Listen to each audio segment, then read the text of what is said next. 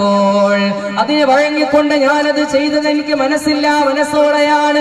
എന്റെ മനസ്സിൽ ഒരുപാട് വിഷമങ്ങൾ വെച്ചുകൊണ്ടാണ്, എന്റെ മനസ്സ് വേദനിച്ചുകൊണ്ടാണ് ഞാൻ ശദ്ദാദിന്റെ റൂഹ് പിടിച്ചതെന്ന് അസ്റായീൽ അലൈഹിസ്സലാത്തു വസ്സലാം അല്ലാഹുവിനോട് പറഞ്ഞു. അപ്പോ ദുനിയാവിൽ പണത്തിനും പ്രശസ്തിക്കും ഒന്നിനും ഒരു വിലയുമില്ല.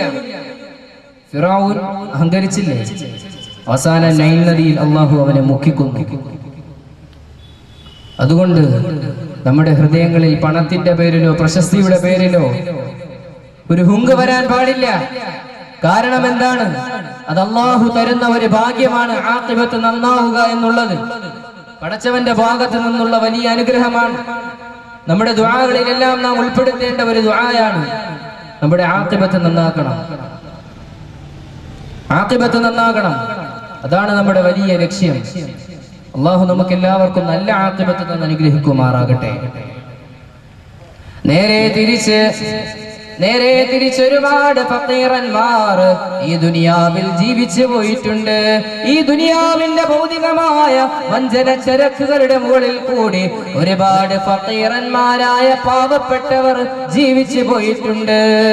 ഒരുപാട് പാവങ്ങൾ ജീവിച്ചു പോയിട്ടുണ്ട്.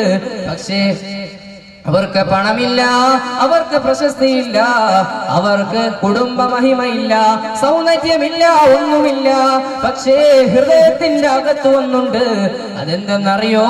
അള്ളാഹുവിലുള്ള അചഞ്ചലനീയമായ ഈമാൻ, അടിപതറാത്ത ഈമാൻ അവർക്കുണ്ടായിരുന്നു.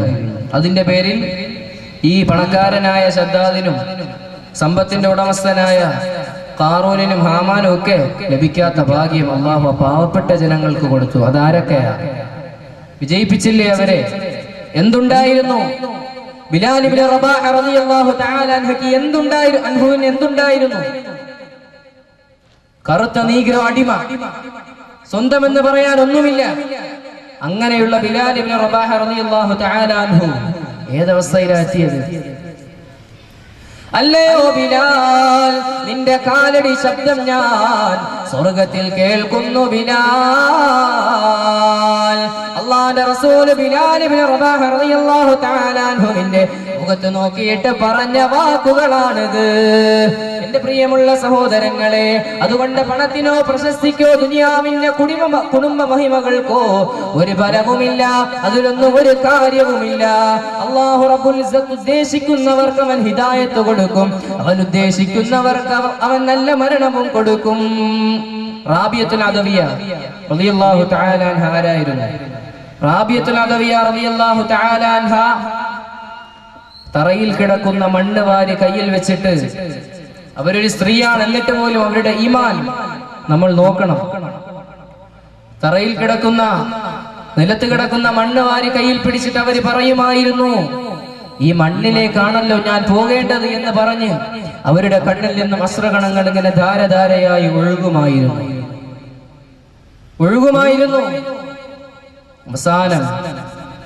അവസാനം വലിയ വലിയ മഹാന്മാരുൾപ്പെടെ അവരുടെ ആദ്യത്തെ ഭർത്താവ് മരണപ്പെട്ടപ്പോൾ അവരുടെ അടുക്കൽ വിവാഹ അഭ്യർത്ഥനയുമായി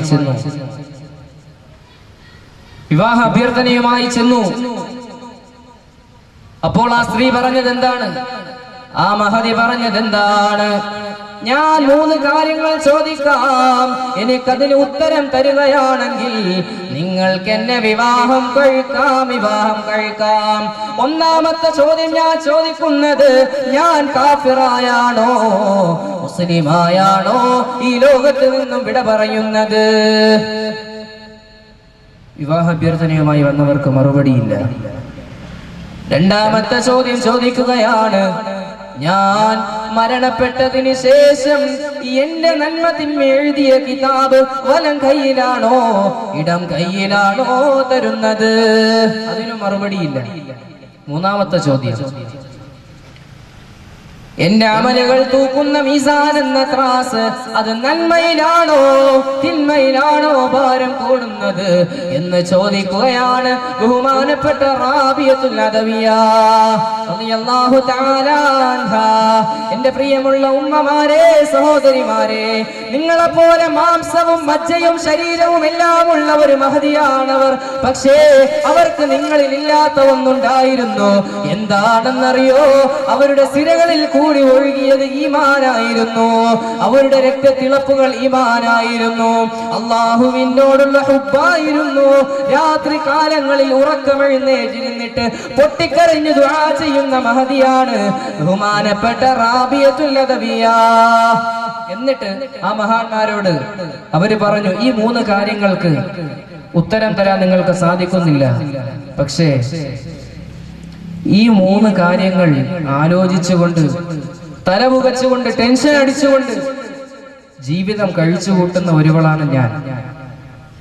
അങ്ങനെയുള്ള എനിക്ക് ഇനിയൊരു പുനർവിവാഹം നടത്താൻ, എന്നിട്ട് സുഖിച്ച് ജീവിക്കാൻ എന്റെ മനസ്സ് എങ്ങനെയാണ് അനുവദിക്കുക എന്ന് മഹാന്മാരോട് പോലും വിവാഹ അഭ്യർത്ഥനയുമായി ചെന്നപ്പോൾ അവർ പറഞ്ഞു വിട്ടുവെങ്കിൽ ഇത്രത്തോളം ഈമാൻ അടിപതറാത്ത ഈമാനായിരുന്നു അവർക്ക്. ഇത്രത്തോളം ഈമാനായിരുന്നു. മരണം എപ്പോ വരുമെന്ന് അവർ ഭയപ്പെട്ടു. എപ്പോൾ വേണമെങ്കിലും കടന്നു വരുന്ന മരണം, അതിനെ അവർ തന്റെ കൺമുമ്പിൽ കണ്ടുകൊണ്ട് ജീവിക്കുന്നവരായി. പ്രിയമുള്ളവരെ, നമുക്കറിയില്ല എപ്പോഴാണ് വരുന്നതെന്ന്. എത്രയോ പൂർവികന്മാരാണ് ഈ വാളിക്കോട് ഖബർസ്ഥാനിൽ കിടക്കുന്നത്. എത്രയോ നമ്മുടെ മുൻഗാമികളാണ് കിടക്കുന്നത്. ഈ നാടിനെ വിറപ്പിച്ചിട്ടുള്ളവരും മുതലാളികളും തൊഴിലാളികളും അടിമകളും ഉടമകളും കറുത്തവരും വെളുത്തവരും സ്ത്രീയും പുരുഷനും വിരൂപിയും എല്ലാം ഒരേ സ്ഥാനത്ത് ഒരേ പരിഗണനയിൽ 6 അടി മണ്ണിൽ മുകളിൽ കിടക്കുകയല്ലേ? അത് നാം കാണുന്നില്ലേ? എല്ലാവർക്കും ഒരേപോലുള്ള പരിഗണനയാണ്. ആർക്കും പ്രത്യേക സ്ഥാനമില്ല. ഒരുപക്ഷെ പല കാലഘട്ടങ്ങളിലും അവർ തന്റെ മുൾമുനയിൽ പല ജനങ്ങളെയും നിർത്തിയിട്ടുണ്ടാകാം. തന്റെ ശബ്ദം കേൾക്കുമ്പോൾ പേടിക്കുന്നവരുണ്ടായേക്കാം, തന്നെ ഭയപ്പെടുന്നവരുണ്ടായേക്കാം, തനിക്ക് പാദസേവ ചെയ്തവരുണ്ടായേക്കാം, തന്നെ പേടിച്ച് ഒളിക്കുന്നവരുണ്ടായേക്കാം. താൻ ഈ ദുനിയാവിൽ കാണിച്ചു കൂട്ടിയ വീരശൂര പരാക്രമങ്ങൾ പറഞ്ഞതിന് ഭയത്തോടുകൂടി കാണുന്നവരുണ്ടായേക്കാം. പക്ഷേ ഇവനും മരണപ്പെടുമ്പോൾ പോകുന്നത് 6 അടി മണ്ണിലാണ്. പ്രത്യേകമായ സ്ഥാനമൊന്നുമില്ല. അതേ 6 അടി മണ്ണിൽ അവരെ കുഴിച്ചിടും. പ്രത്യേകമായ ഒരു സ്ഥാനവുമില്ല. ഈ അവസ്ഥയാണ് എല്ലാവർക്കും. അതിൽ പാവപ്പെട്ടവനോ പണക്കാരനോ അങ്ങനെ ഒന്നുമില്ല. എല്ലാവർക്കും ഒരുപോലുള്ള സ്ഥാനം.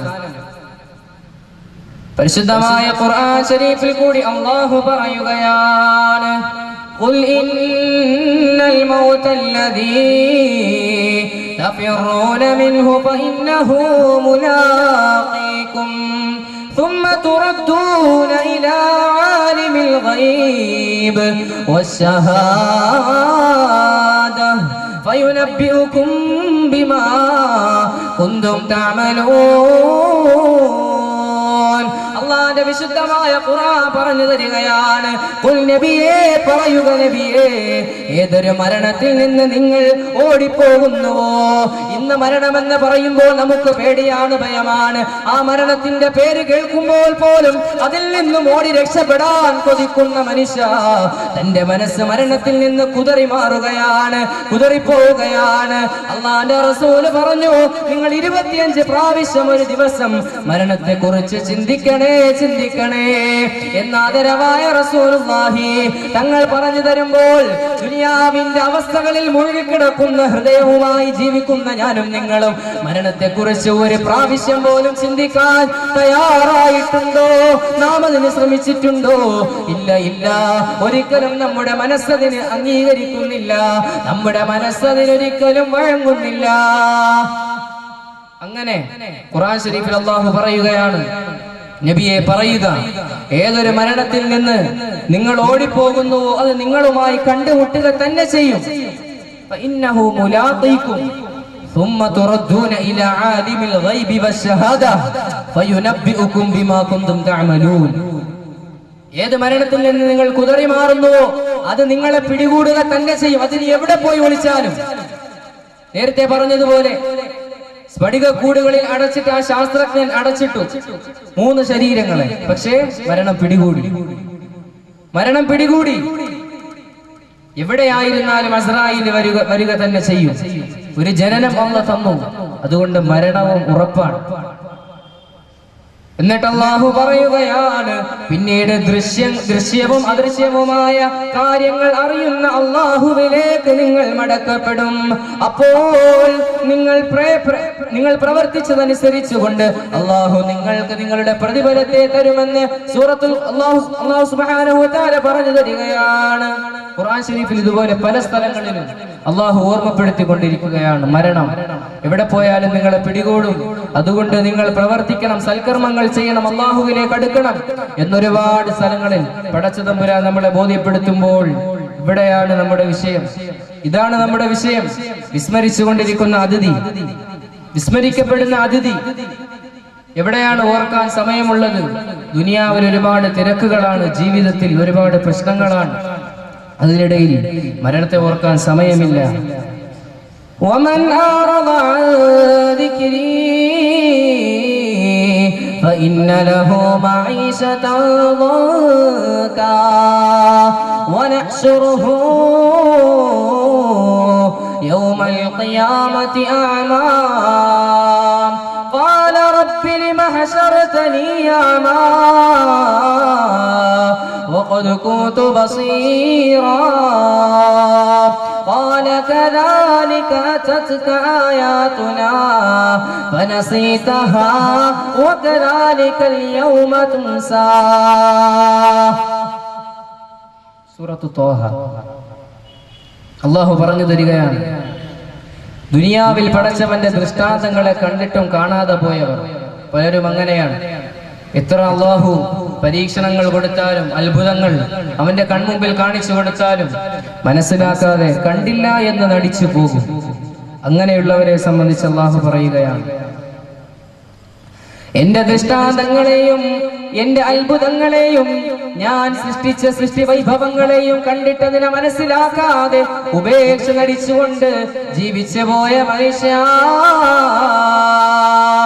നീ നാളെ ഖിയാമത്ത് നാളിൽ വരുമ്പോ നിന്നെ അല്ലാഹു അന്ധനായിട്ടാണ് കൊണ്ടുവരിക. അല്ലാഹു നിന്നെ അന്ധനായിട്ടാണ് കൊണ്ടുവരിക. ആ മനുഷ്യൻ ചോദിക്കും, അല്ലാഹുവേ, ഞാൻ ദുനിയാവിൽ വെച്ച് കാഴ്ചയുള്ളവനായിരുന്നല്ലോ അല്ലാ, ദുനിയാവിൽ വെച്ച് നല്ലപോലെ കണ്ടുകൊണ്ടിരുന്നവനാണല്ലോ അല്ലാ, ഇപ്പോ എന്തുകൊണ്ടാണ് എനിക്ക് കാണാൻ സാധിക്കാത്തത് തമ്പുരാനേ? ആ മനുഷ്യൻ ഇങ്ങനെ ചോദിക്കുന്ന സന്ദർഭത്തിലാണ് അല്ലാഹു പറയുന്നത്, ഖാല കദാലിക അതത്ക ആയാതുനാ ഫനസീതഹാ വകദാലികൽ യൗമ തുസാ. എന്റെ ഒരുപാട് ദൃഷ്ടാന്തങ്ങളെ കണ്ടിട്ട് അതിനെ മറന്നുകൊണ്ട് കണ്ടില്ല എന്ന് നടിച്ച് ജീവിച്ച മനുഷ്യ, അല്ലാഹു പറയുകയാണ്, നീ പറഞ്ഞതുപോലെ തന്നെയാണ് കാര്യം. കാലകദാലിക, നീ പറഞ്ഞത് തന്നെയാണ് സത്യം. പക്ഷേ എന്നെ നീ ദുനിയാവിൽ മറന്നുപോയതുപോലെ ബർസഖിയായ ജീവിതത്തിന്റെ അപകടകരമായ ഈ മേഖലയിൽ ഞാനും നിന്നെ മറന്നിരിക്കുന്നു എന്ന് ഒരു സൃഷ്ടിയുടെ മുഖത്ത് നോക്കി പടച്ച തമ്പുരാൻ പറയുന്ന സന്ദർഭം അല്ലാഹു തന്നെ നമുക്ക് ഖുർആൻ ശരീഫിൽ പറഞ്ഞു തരികയാണ്. നീ എന്നെ മറന്നു, ഞാൻ നിന്നെയും മറന്നു. ഇന്നേ ദിവസം നിന്നെ ഞാൻ വിസ്മരിക്കപ്പെട്ടിരിക്കുന്നു എന്ന് അല്ലാഹു അവന്റെ മുഖത്ത് നോക്കി പറയും. അങ്ങനെ ആകാനല്ല നാം ആഗ്രഹിക്കേണ്ടത്. ഒരുപാട് പ്രഭാഷണത്തിന്റെ വേദികളിൽ മരണത്തെക്കുറിച്ച് കേട്ടവരായിരിക്കാം. പക്ഷേ ജീവിതത്തിൽ മരണത്തെക്കുറിച്ചുള്ള ചിന്തയും തയ്യാറെടുപ്പും വരുമ്പോഴാണ് ഞാൻ പറഞ്ഞതുപോലെ മനുഷ്യൻ യഥാർത്ഥ ഒരു മനുഷ്യനായി മാറുന്നത്. ഖലഖൽ മൗത വൽ ഹയാത്ത്, ആദ്യം മരണവും പിന്നെ ജീവിതവും എന്നാണ് പറഞ്ഞത്. പക്ഷേ മനുഷ്യൻ ജീവിച്ചിട്ടാണ് മരണപ്പെടുന്നത്. അല്ലാഹു അങ്ങനെ പറയാൻ കാരണം മരണത്തെ ഓർത്തുകൊണ്ടാണ് ജീവിക്കേണ്ടത്. മരണം ആദ്യം പറഞ്ഞു, എന്നിട്ടാണ് ജീവിതത്തിന്റെ കാര്യം അല്ലാഹു പറഞ്ഞത്. അതുകൊണ്ട് മരണം, അതിന് നമ്മൾ മുൻഗണന കൊടുക്കണം. എത്ര തിരക്കായാലും മുൻഗണന കൊടുത്തേ തീരൂ. ബിസ്മില്ലാഹിർ റഹ്മാനിർ റഹീം വമാ തദ്രി നഫ്സും മാദാ തക്സിബു ഗദാ വമാ തദ്രി നഫ്സും ബിഅയ്യി അർദിൻ തമൂത് ഇന്നല്ലാഹ അലീമുൻ ഖബീർ. അല്ലാഹുവിന്റെ പരിശുദ്ധ ഖുർആൻ ശരീഫിൽ കൂടി റബ്ബുൽ ഇസ്സത്ത് പറയുകയാണ്, നാളെ താൻ എന്താണ് ചെയ്യുകയെന്ന് ഒരാളും അറിയുകയില്ല. ഭൂമിയിൽ വെച്ചാണ് താൻ മരിക്കുകയെന്നും ഏത് ഭൂമിയിൽ വെച്ചാണ്, ഏത് സ്ഥലത്ത് വെച്ചാണ്, എങ്ങനെയാണ് മരിക്കുകയെന്ന് ഒരാൾക്കും അറിയുകയില്ല. ആ മനുഷ്യന്റെ മരണം അദൃശ്യമായ കാര്യമാണ്. അത് അല്ലാഹുവിന് മാത്രമേ അറിയാൻ സാധിക്കുകയുള്ളൂ. ആ മനുഷ്യനുമായി ആ മരണവുമായി മനുഷ്യന് യാതൊരു ബന്ധവുമില്ല, യാതൊരു അറിവുമില്ല. എപ്പോഴാണ് ആ മരണം അവനെ കൂട്ടിക്കൊണ്ടു പോകാൻ വരുന്നതെന്ന് ഒരാൾക്കും അറിയുകയില്ല. വമാ തദ്രി നഫ്സും മാദാ തക്സിബു ഗദാ വമാ തദ്രി നഫ്സും ബിഅയ്യി അർദിൻ തമൂത്.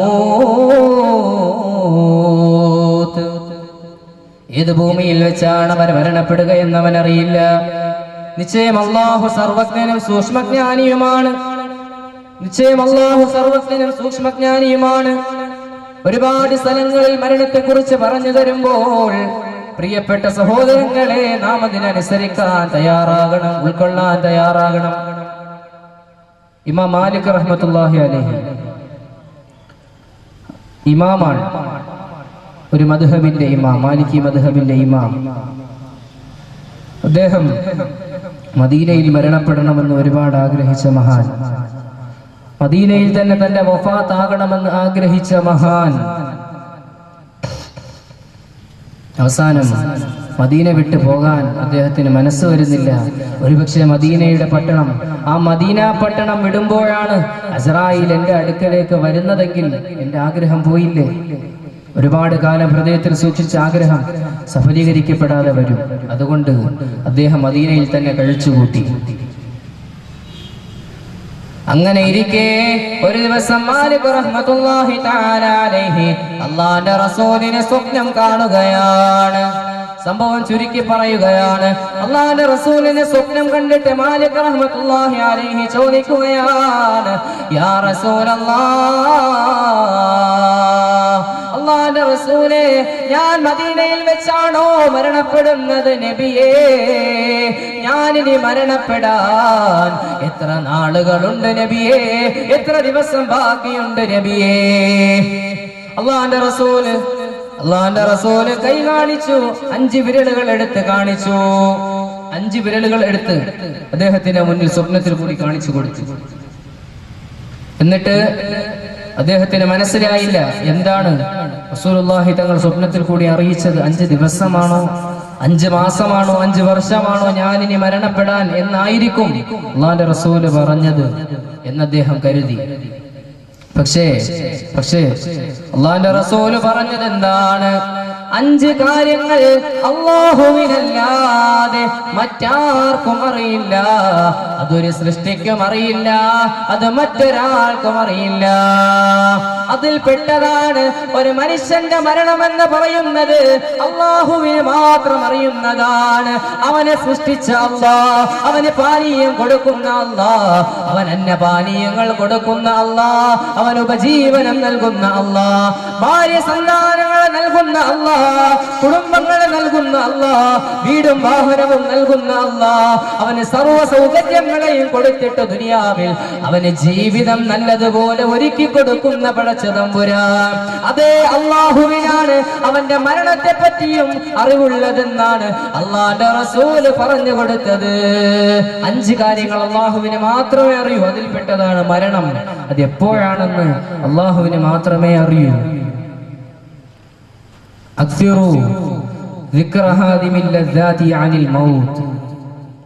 സുഖങ്ങളെ മുറിച്ചു കളയുന്ന മരണത്തെ നിങ്ങൾ അധികമായി ഓർക്കണം. സുഖങ്ങളെ മുറിച്ചു കളയുന്നതാണ് മരണം, അല്ലേ? എത്രയോ കുടുംബങ്ങൾ സന്തോഷത്തോടു കൂടി കഴിഞ്ഞുകൂടുന്നവർ പെട്ടെന്ന് ഒരു മരണം. കാരണം ഡോക്ടർമാർക്ക് പോലും കണ്ടുപിടിക്കാൻ സാധിക്കാത്ത നിലയിൽ മരണങ്ങളായിത്തീരുന്നു. ആർക്കും ഒന്നും പറയാൻ പറ്റാത്ത മരണങ്ങൾ, സൈലന്റ് അറ്റാക്ക്, ഇരിക്കുന്ന ഇരിപ്പിൽ പുറകിലോട്ട് കുഴഞ്ഞു വീണ് മരിക്കുന്ന എത്രയോ പേർ.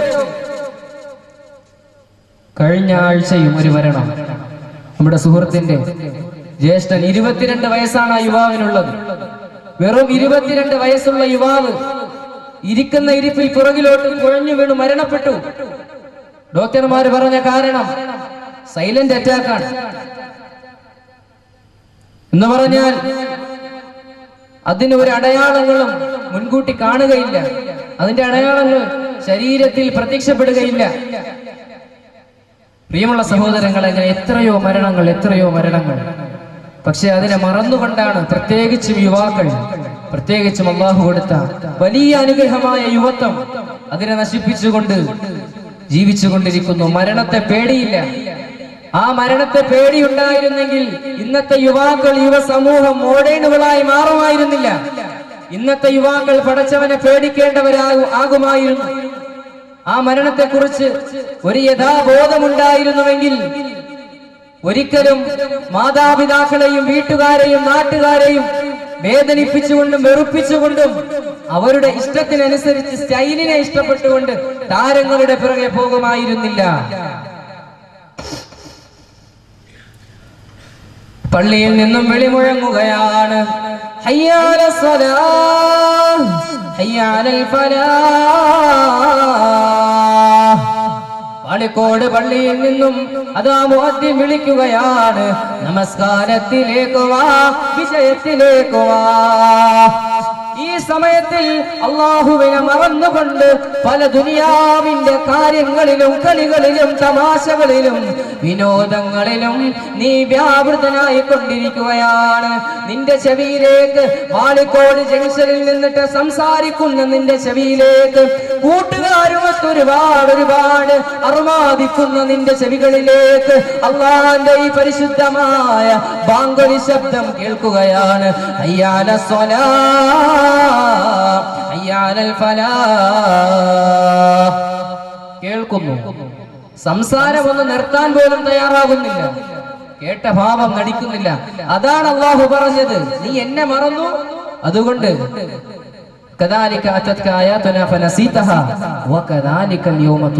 ഇന്നേ ദിവസം നിന്നെയും ഞാൻ വിസ്മരിക്കപ്പെട്ടിരിക്കുന്നു. അങ്ങനെ ബാങ്കിന്റെ ധ്വനി അവന്റെ ചെവിയിലേക്ക് കേട്ടിട്ട് പോലും അതിനെ വകവയ്ക്കാതെ, അതിനെ അംഗീകരിക്കാതെ, ഈ പള്ളിയിലേക്കൊന്ന് വരാതെ, അല്ലാഹുവിനെ സുജൂദ് ചെയ്യാതെ ജീവിച്ചു കൊണ്ടിരിക്കുന്ന എത്രയോ യുവാക്കളാണ്. കണ്ടിട്ട് മനസ്സിന് വല്ലാതെ വിഷമം തോന്നുന്ന അവസ്ഥയാണ്. പ്രിയമുള്ള സഹോദരങ്ങളെ, ഏത് സമയം നോക്കിയാലും പാതിരാത്രികളിൽ പോലും ഒരുപാട് കളി തമാശകൾ പറഞ്ഞുകൊണ്ട് ജീവിതത്തിൽ ഏറ്റവും വിലപ്പെട്ട സമയമായ യുവത്വം, അതിനെയല്ലേ പ്രിയപ്പെട്ടവരെ നശിപ്പിച്ചു കളയുന്നത്. അല്ലാഹു അർശിന്റെ തണല് കൊടുക്കുന്ന 7 വിഭാഗം ആളുകളുണ്ട്. അതിൽപ്പെട്ടതാണ് യുവാവ്. അല്ലാഹുവിനെ ഇബാദത്ത് ചെയ്തുകൊണ്ട് ജീവിക്കുന്ന യുവത്വം അർശിന്റെ തണല് കിട്ടും. ചെറിയ കാര്യമല്ല, അർശിന്റെ തണല് കിട്ടും. അല്ലാഹു നമ്മുടെ യുവാക്കളെ നന്നാക്കി നൽകുമാറാകട്ടെ. അവരുടെ ഹൃദയങ്ങളിൽ മരണത്തെക്കുറിച്ചുള്ള ഭയം അല്ലാഹു നൽകുമാറാകട്ടെ. എല്ലാവരുടെ ഹൃദയങ്ങളിൽ ഉണ്ടാകണം. എങ്കിൽ ദുനിയാവ് ഇങ്ങനെ ആകുമായി. അതില്ലാത്തത് കൊണ്ടാണ് ദുനിയാവിൽ നിന്ന് ഈ കാണുന്ന ഒരുപാട് അക്രമങ്ങൾക്കും അനാചാരങ്ങൾക്കുമൊക്കെ, കുടുംബകലഹങ്ങൾ, വഴക്കുകൾ, മനുഷ്യനുമായി ചേർച്ചയില്ലാത്ത അവസ്ഥകൾ. നെടുമങ്ങാട് ജമാഅത്ത് കമ്മിറ്റിയിൽ തന്നെ ഒരാഴ്ച ഈ കുടുംബബന്ധം മുറിക്കുന്ന കേസുകൾ കമ്മിറ്റിക്കാർക്ക് പോലും അംഗീകരിക്കാൻ പറ്റാത്തത്ര അവസ്ഥയാണ്. എത്രത്തോളം വരുന്നുണ്ട് കുടുംബ ബന്ധങ്ങൾ മുറിക്കുന്നതും തലാഖും എല്ലാം. പരസ്പര ബന്ധവും സ്നേഹവുമില്ല.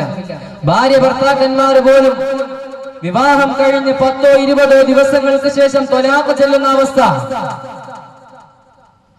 ദുനിയാവിന്റെ ഇച്ഛയ്ക്ക് വേണ്ടിയാണ്, ദുനിയാവിന്റെ താല്പര്യം, നഫ്സിന്റെ ഇച്ഛയ്ക്ക് അടിമപ്പെടുമ്പോൾ പരസ്പരം സഹജീവികളോട് അവനത് പ്രതികരിക്കുന്നു. അതാണ് സംഭവിച്ചുകൊണ്ടിരിക്കുന്നത്. നേരെ മറിച്ച് മരണത്തെ ഓർക്കുന്ന മനുഷ്യനാണെങ്കിൽ, ഞാൻ ഇന്നോ നാളെയോ മരണപ്പെട്ടു പോകാനുള്ളവനാണ്, എനിക്കിവിടെ സ്ഥിരതാമസമൊന്നുമില്ല, റെയിൽവേ സ്റ്റേഷനിലോ ബസ് സ്റ്റാൻഡിലോ പോയിട്ട് ഞാനോ നിങ്ങളവിടെ താമസമാക്കുമോ? ഒരിക്കലുമില്ല. അവിടെ നമ്മൾ സ്ഥിരമായി താമസിക്കുകയില്ല. നമ്മളൊരു യാത്രയ്ക്ക് വേണ്ടി പോവുകയാണ്. നമ്മുടെ വാഹനം കയറിയാൽ നമ്മൾ അവിടെ നിന്ന് നമ്മുടെ ലക്ഷ്യസ്ഥാനത്തിലേക്ക് പോകും. നമുക്ക് വേറൊരു ടാർജറ്റ് ആണുള്ളത്. അതുപോലെയാണ് ഈ ഭൗതികമായ ദുനിയാവ്. അല്ലാഹുവിന്റെ റസൂല് പറഞ്ഞു തരികയാണ്, ഈ ദുനിയാവ് ഒരു വയസ്സായ കിഴവിയാണ്, വഞ്ചിക്കുന്ന ചരക്കാണ്, വഞ്ചനയുടെ ചരക്കാണ്. ഇതിൽ നിങ്ങൾ കുടുങ്ങിപ്പോകരുതേ. 1400 വർഷങ്ങൾക്ക് മുമ്പ് ആദരവായ റസൂലുള്ളാഹി സല്ലല്ലാഹു അലൈഹി വസല്ലമ തങ്ങൾ പറഞ്ഞു തരികയാണ്, ഈ ദുനിയാവിന്റെ മായാജാലങ്ങൾ കണ്ടിട്ട്, ഇവിടുത്തെ അമ്പരചുംബികളായ മണിമാളികകൾ കണ്ടിട്ട്, മണിസൗധങ്ങൾ കണ്ടിട്ട് അതിൽ നിങ്ങൾ കുടുങ്ങിപ്പോകരുതേ, കുടുങ്ങിപ്പോകരുതേ. വശീകരിക്കാൻ കഴിവുള്ള കാലഘട്ടമാണിത്. കണ്ണിനെയും കാതിനെയും ഒരുപാട് സൂക്ഷിക്കേണ്ട കാലഘട്ടമാണ്. അല്ലാഹുവിനോട് ദുആ ചെയ്യേണ്ട കാലഘട്ടമാണ്. അല്ലാഹുമ്മ ത്വഹിർ ഖൽബി മിനൻ നിഫാഖ് വഅമലി മിനർ റിയാ ولساني من الكذب وعيني من الخيانة فإنك تعلم خائنة الأعين وما تخفي الصدور. അല്ലാഹുവേ, കപടതയുള്ള ഹൃദയത്തിനെ തൊട്ട് ഞാൻ നിന്നോട് കാവൽ തേടുന്നു അല്ലാഹ്. തെറ്റുകൾ കാണുന്ന കണ്ണുകളെ തൊട്ട് ഞാൻ നിന്നോട് കാവൽ തേടുന്നു അല്ലാഹ്. തിന്മയിലേക്ക് ചലിപ്പിക്കുന്ന നാവിനെ തൊട്ടും ഞാൻ നിന്നോട് കാവൽ തേടുന്നു അല്ലാഹ്. ഈ ദുആ പ്രാവർത്തികമാക്കേണ്ട സമയം അതിക്രമിച്ചു പോയിരിക്കും. ഇങ്ങോട്ട് നോക്കിയാലും ഫിത്നയാണ്. ഈ കാലഘട്ടത്തെ കുറിച്ചാണ് അല്ലാഹുവിന്റെ റസൂല് പറഞ്ഞത്, ലോകാവസാനത്തിന്റെ അടയാളങ്ങൾ ഭൂരിഭാഗവും സംഭവിച്ചുകൊണ്ടിരിക്കും. ഒരു സ്ത്രീക്ക് സ്വസ്ഥതയോടുകൂടി പുറത്ത് ഒന്ന് നടക്കണമെങ്കിൽ അവർക്ക് അംഗരക്ഷകൻ വേണമെങ്കിൽ ഇപ്പൊ പറ്റും. അല്ലെങ്കിൽ ഒരു സ്ത്രീക്ക് നടന്നു പോകാൻ പോലും പറ്റത്തില്ല. അങ്ങനെയുള്ള ഒരവസ്ഥ. ഇതാണ് അല്ലാഹുവിന്റെ റസൂല് പറഞ്ഞത്, ലോകാവസാനത്തിന്റെ അടയാളങ്ങൾ പറഞ്ഞതിൽ ഭൂരിഭാഗവും പുലർന്നു കഴിഞ്ഞു. ഇത് തുച്ഛമായ ചിലത് മാത്രം. വിഷയത്തിലേക്ക് കടന്നു വരാം. ഒരു നല്ല മനുഷ്യന്റെ റൂട്ട് അത് എങ്ങനെയാണ് അള്ളാഹു പിടിക്കുന്നത്? എങ്ങനെയാണ് ഈ പറഞ്ഞതുപോലെ അള്ളാഹുവിനെ അനുസരിച്ചുകൊണ്ട് ജീവിക്കുന്ന ഒരു മനുഷ്യന്റെ റൂഹ് അള്ളാഹു എങ്ങനെയാണ് പിടിക്കുന്നത്? ലോകമടക്കി മരിച്ച ഉമർ ഇബ്നുൽ ഖത്താബ് റളിയല്ലാഹു അൻഹു, മക്ക ഖുറൈശികളുടെ പേടി സ്വപ്നമായ ഉമർ ഇബ്നുൽ ഖത്താബ്, മക്കയിലെ സ്ത്രീകൾ പോലും തന്റെ കുഞ്ഞുങ്ങളെ ഉറക്കാൻ ഭയപ്പെടുത്തി പറഞ്ഞിരുന്ന പേരിന്റെ ഉടമസ്ഥനെ ഉമർ ഇബ്നുൽ ഖത്താബ്.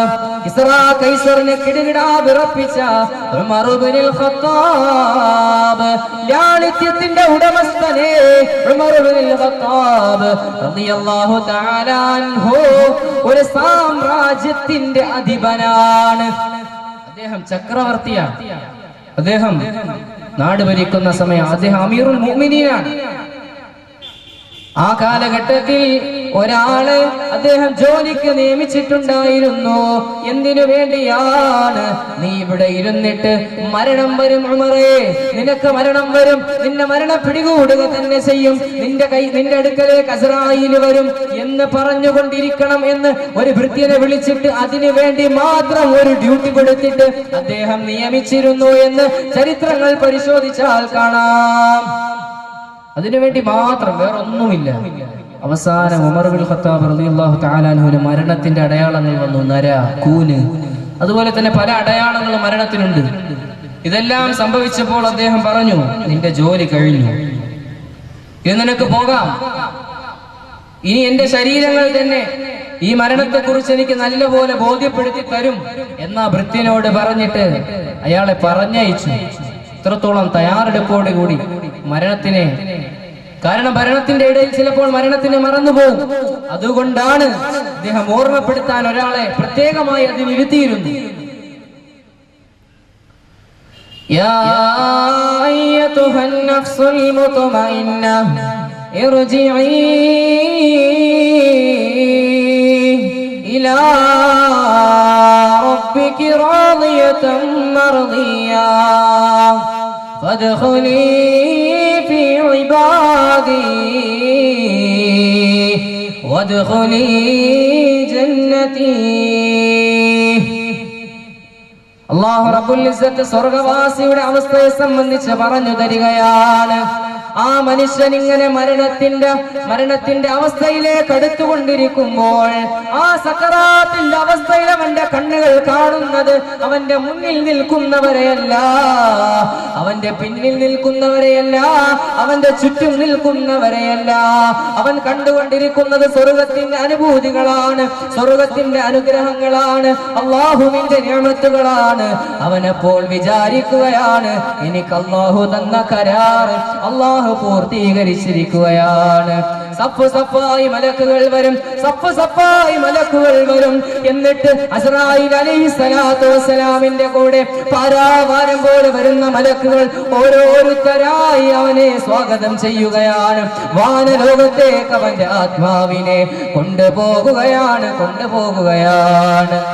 അല്ലാഹുവിന്റെ റസൂല് പറഞ്ഞു, എങ്ങനെയാണ് ഒരു നല്ല മനുഷ്യന്റെ റൂഹ് പിടിക്കുക? എങ്ങനെയാണ് ഒരു നല്ല മനുഷ്യന്റെ റൂഹ് പിടിക്കുന്നതെന്നറിയോ? അവൻ പോലും അറിയാത്ത അവസ്ഥയിൽ വെണ്ണയിൽ നിന്നും നൂൽ വലിച്ചെടുക്കും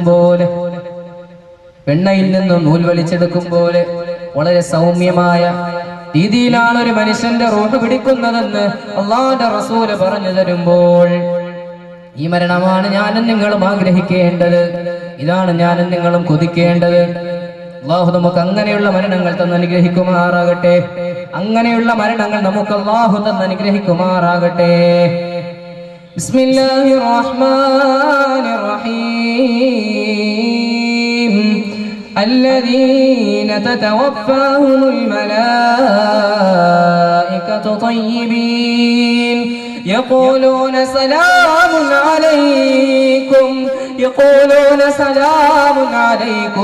ادخلوا الجنة بما كنتم تعملون. ആ മനുഷ്യന്റെ അടുക്കലേക്ക് മാലാഖമാർ വരികയാണ്. എന്നിട്ട് എന്താണ് പറയുന്നതെന്നറിയുമോ? സദ്വൃത്തരായിരിക്കെ മലക്കുകൾ ഏതൊരു കൂട്ടരുടെ ജീവിതമാണോ അവസാനിപ്പിക്കുന്നത്, അക്കൂട്ടർ അവരോട് മലക്കുകൾ പറയുകയാണ്, നിങ്ങളുടെ മേൽ സലാമുൻ അലൈക്കും, നിങ്ങൾക്ക് സമാധാനമുണ്ടാകട്ടെ. മലക്കുകൾ സലാം പറയുന്നതെന്ന് വെച്ചാൽ കൂട്ടുകാർ സലാം പറയുന്നത് പോലെയാണോ? മനുഷ്യർ സലാം പറയുന്നത് പോലെയല്ല മലക്കുകളുടെ സലാം. റുക്കൂഇലും സുജൂദിലുമായി സൃഷ്ടിപ്പിന്റെ ആദ്യഘട്ടം മുതൽ തന്നെ ഇന്നുവരെയും ഇനിയും അങ്ങനെ തന്നെ നിലകൊള്ളുന്ന മലക്കുകൾ, പാപങ്ങളില്ലാത്ത മലക്കുകൾ, അങ്ങനെയുള്ള മലക്കുകളുടെ സലാം ഒരു മനുഷ്യന് ലഭിച്ചാൽ അവൻ രക്ഷപ്പെട്ടില്ലേ? الذين تتوفاهم الملائكة طيبين يقولون سلام عليكم ادخلوا الجنة بما كنتم تعملون. അല്ലാഹു പറയുകയാണ് ഖുർആൻ ശരീഫിൽ കൂടി, ഒരു നല്ലവനായ മനുഷ്യൻ അല്ലാഹുവിനെ അനുസരിച്ചുകൊണ്ട് ജീവിച്ച സദ്വൃത്തരിൽ ഉൾപ്പെട്ട ഒരു മനുഷ്യന്റെ അടുക്കലേക്ക് മാലാഖ വന്നിട്ട് പറയുകയാണ്, നിങ്ങൾക്ക് അല്ലാഹുവിന്റെ സമാധാനം ഉണ്ടാകട്ടെ. നിങ്ങൾ പ്രവർത്തിച്ചു കൊണ്ടിരിക്കുന്നതിന്റെ ഫലമായി നിങ്ങൾക്ക് സ്വർഗത്തിൽ പ്രവേശിച്ചു കൊള്ളുക, നിങ്ങൾക്ക് സ്വർഗത്തിൽ പ്രവേശിക്കാനുള്ള അനുമതി നൽകിയിരിക്കുന്നു എന്ന് ആ മാലാഖ പറഞ്ഞിട്ട് അവന് സ്വർഗത്തിലേക്ക് ക്ഷണിക്കുകയാണ്. ആ നല്ല റോഡിങ്ങനെ സന്തോഷിക്കുകയാണ്. ഒരുപാട് സ്വപ്നങ്ങൾ അവൻ കാണുകയാണ്. അവന്റെ ചുറ്റും നിൽക്കുന്നവരുടെ അലമുറകൾ അവൻ കേൾക്കുന്നില്ല, പൊട്ടിക്കരച്ചിലുകൾ അവൻ കേൾക്കുന്നില്ല, അവന്റെ കുഞ്ഞു മകളുടെ ശബ്ദം അവൻ കേൾക്കുന്നില്ല, അവന്റെ മക്കളുടെ ശബ്ദം അവൻ കേൾക്കുന്നില്ല, അവന്റെ ചുറ്റിൽ നിന്ന് കരയുന്ന കുടുംബാദികളുടെ ശബ്ദം അവൻ കേൾക്കുന്നില്ല, അവന്റെ ഭാര്യയുടെ രോദനം അവൻ കേൾക്കുന്നില്ല. അവൻ കേൾക്കുന്നതും കാണുന്നതും എന്തെന്നറിയുമോ? ജന്നാത്തിൻ തജ്രി മിൻ തഹ്തിഹൽ അൻഹാർ. അവനെപ്പോൾ കാണുന്നതും കേൾക്കുന്നതുമെല്ലാം അവന്റെ മനസ്സും അവന്റെ റൂഹുമെല്ലാം എവിടെയായിരിക്കും? സ്വർഗത്തിന്റെ കാഴ്ചകൾ ഇങ്ങനെ കണ്ടുകൊണ്ടിരിക്കുകയാണ്. സ്വർഗത്തിന്റെ കിണ്ണികളുമായി ഓരോ മലക്കുകളും വരും. സ്വർഗത്തിന്റെ പാനീയങ്ങൾ അവന്റെ മേൽ തളിക്കും. സ്വർഗത്തിന്റെ പാനീയം അവന്റെ വായിലോട്ട് ഒഴിച്ചു കൊടുക്കും. എന്നിട്ട് അല്ലാഹു റബ്ബുൽ ഇസ്സത്ത് പറയുകയാണ്, അല്ലാഹു പറയുകയാണ്, ഹേ മനുഷ്യരേ, നിങ്ങൾ പ്രവർത്തിച്ചതിന്റെ പ്രതിഫലമായി നിങ്ങൾ സ്വർഗത്തിലേക്ക് കടന്നുകൊള്ളുക. എത്രയോ കരുണയുള്ള റബ്ബാണ്, എത്രയോ കരുണയുള്ള റബ്ബാണ്. നമുക്കെല്ലാ സൗകര്യങ്ങളും തന്നിട്ട് അല്ലാഹു പറഞ്ഞ പോലെ ജീവിച്ചാൽ വളരെ എളുപ്പമായ ദീനാണ് നമുക്ക് അല്ലാഹു കാഴ്ചവെച്ച് തന്നത്. എത്ര സുന്ദരമായ നിയമങ്ങളാണ്, എത്രയോ സുന്ദരമായ സംസ്കാരങ്ങളാണ്. പരിശുദ്ധമായ ദീനനുസരിച്ച് ജീവിച്ചാൽ നമ്മുടെ ജീവിതങ്ങളിൽ ഉണ്ടാക്കിയെടുക്കാൻ സാധിക്കുക. അങ്ങനെ ഉണ്ടാക്കിയെടുത്ത ഒരു മനുഷ്യനെ അല്ലാഹു പറയുകയാണ്, നീ ഞാൻ പറഞ്ഞതനുസരിച്ച് നിന്നതുകൊണ്ട് നീ സ്വർഗത്തിലേക്ക് പൊയ്ക്കോ. അവന് യാതൊരു പരീക്ഷണവുമില്ല, യാതൊരു ബുദ്ധിമുട്ടുമില്ല, യാതൊരു പ്രയാസവുമില്ല, യാതൊരു ദുഃഖവുമില്ല, യാതൊരു വിരഹവുമില്ല. അവന്റെ റൂഹ് വളരെ സന്തോഷത്തിലാണ്, വളരെ ആഹ്ലാദത്തിലാണ്. അവൻ വളരെ അധികം ആഹ്ലാദഭരിതനാണ്. കാരണം എന്തെന്നറിയോ? അല്ലാഹു അവന് സ്വർഗം കൊടുത്തിരിക്കുകയാണ്, സ്വർഗം കൊടുത്തിരിക്കുകയാണ്. അങ്ങനെ വെണ്ണയിൽ നിന്നും നൂൽ വലിച്ചെടുക്കും പോലെ ആ മനുഷ്യന്റെ റൂഹിനെ ഇങ്ങനെ പിടിച്ചെടുക്കുമ്പോ, ആ മനുഷ്യന്റെ റൂഹിനെ അല്ലാഹു പിടിക്കുമ്പോ, അസ്രായീൽ വന്നിട്ട് പിടിച്ചുകൊണ്ട് പോകുമ്പോ, ആ മനുഷ്യന്റെ റൂഹ് വാനലോകത്തേക്ക് കൊണ്ടുപോകുമ്പോ മലക്കുകൾ എല്ലാവരും ചോദിക്കുകയാണ്, ആരാണിത്? ആരുടെ ആത്മാവാണിത്? ആരുടെ ആത്മാവാണ് ഈ കൊണ്ടുപോകുന്നത്? എന്തോ ഒരു സുഗന്ധമാണ്, എന്തോ ഒരു സുഗന്ധമാണ്, ഇതാരുടെ ആത്മാവാണെന്ന് മലക്കുകൾ പരസ്പരം ചോദിക്കുകയാണ്. ആരുടെ ആത്മാവാണ്? എത്രയോ സുന്ദരമായ ആത്മാവാണ്, എത്ര സുന്ദരമായ റൂഹാണ്. ആ മലക്കുകൾ ആ മനുഷ്യനെ ഇങ്ങനെ പുകഴ്ത്തിക്കൊണ്ടിരിക്കുകയാണ്. എന്നിട്ട് അവര് മർഹബ മർഹബ അവരെ സ്വാഗതം ചെയ്യുകയാണ് സ്വർഗലോകത്തേക്ക്. അങ്ങനെ അവൻ മരിച്ച ഖബറിനടിയിലേക്ക് ചെന്നാൽ, ഖബറിലേക്ക് പോയാൽ, മണ്ണിനടിയിലേക്ക് ചെന്നാൽ അവനെ അവിടെ കാത്തിരിക്കുന്നത് എന്താണ്? വിശാലമായ സ്ഥലമാണ്.